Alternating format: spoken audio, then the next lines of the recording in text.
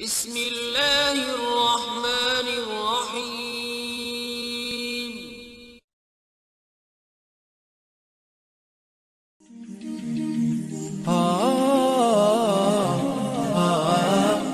Bismillahirrohmanirrohim. Assalamualaikum warahmatullahi wabarakatuh.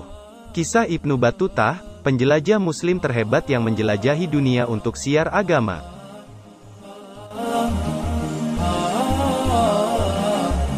Sahabat beriman yang dirahmati Allah, selama ini kita hanya mengenal penjelajah-penjelajah dari negeri barat seperti Marco Polo, Vasco da Gama, hingga Bartolomé Dias. Selain penjelajah dari barat, kita juga mengenal sangat baik salah satu penjelajah besar dari Tiongkok bernama Laksamana Chen Ho yang sempat mendarat di Indonesia selama beberapa saat untuk menjalin kerjasama dengan penduduk lokal terutama di kawasan utara Jawa. Selain penjelajah yang telah disebutkan di atas, masih ada lagi satu penjelajah hebat yang berasal dari Timur Tengah. Dia bernama Ibnu Battutah yang berhasil mengelilingi puluhan negara pada abad ke-14 untuk menjalankan misi syiar agama dan juga perdagangan. Berikut kisah dari Ibnu Battutah yang patut kita teladani. Ibnu Battutah lahir di Maroko pada tahun 1304, saat usianya mencapai 20 tahun, dia mulai terobsesi untuk mengelilingi dunia. Dengan kemampuan yang dimilikinya, Ibnu Battutah melangsungkan perjalanannya untuk naik haji di Mekah. Dari sana, dia mulai banyak melakukan perjalanan ke wilayah-wilayah yang tidak pernah dibayangkannya. Saat masih muda, Ibnu Battutah mendapat pendidikan terbaik karena memiliki ayah seorang hakim. Dari sini juga, dia belajar banyak hal baru sehingga rasa penasarannya akan kebudayaan baru di seluruh dunia mulai tumbuh. Saat dirinya mulai yakin dan merasa mampu melakukan perjalanan, Ibnu Battutah mulai melakukan penjelajahan meski harus meninggalkan keluarga termasuk anak dan istrinya. Dari beberapa catatan sejarah yang ada, Ibnu Battutah melakukan perjalanan di 44 negara di seluruh dunia dengan mayoritas muslim. Di kawasan itu, dia melakukan pendekatan baik secara budaya maupun agama untuk mempelajari apa saja yang ada. Ibnu Battutah menginginkan sesuatu yang baru sehingga mengunjungi negeri yang baru adalah impiannya. Negara yang pernah dijelajahi oleh Ibnu Battutah meliputi Tiongkok, India, Rusia, Suriah, Tanzania, Turki, negara Jazirah Arab, dan Indonesia khususnya kawasan Kesultanan Samudra Pasai yang kala itu sudah memeluk Islam. Di Samudra Pasai, Ibnu Battutah melakukan perdagangan terutama rempah-rempah yang sangat berharga dan bernilai jual tinggi.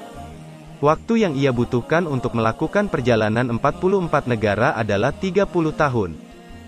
Selama itu, Ibnu Battutah tidak pernah pulang ke Maroko sehingga saat anak dan ayahnya meninggal dia tidak tahu.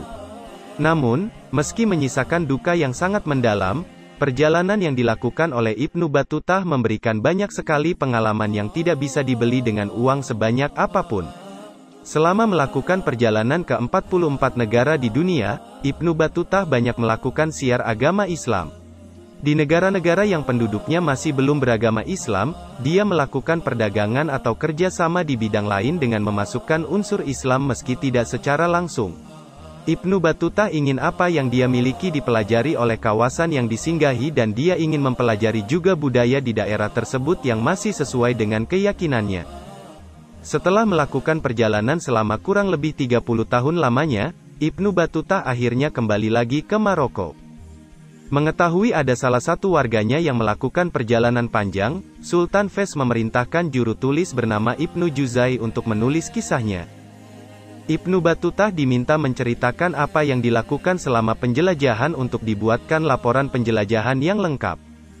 Dalam penulisan laporan, Ibnu Juzai sedikit mengalami kesulitan. Pasalnya, Ibnu Battutah jarang sekali menuliskan laporan perjalanannya. Dia hanya sesekali menulis apa yang dia sukai pada buku hariannya. Dari buku harian dan apa yang diingatnya, laporan perjalanan berhasil disusun dengan baik dan akhirnya disebarkan ke banyak negara Arab hingga sampai ke Eropa dan dijadikan rujukan penjelajahan. Sahabat beriman yang dirahmati Allah, inilah kisah tentang Ibnu Battutah yang dikenal sebagai penjelajah muslim terhebat di dunia. Selama perjalanan, dia tidak pernah melakukan penjajahan seperti penjelajah Eropa lain. Justru dia melakukan syiar Islam dan kerjasama dengan banyak pihak. Demikian kisah yang saya sampaikan, semoga bermanfaat untuk kita semua. Amin, ya Robbal Alamin.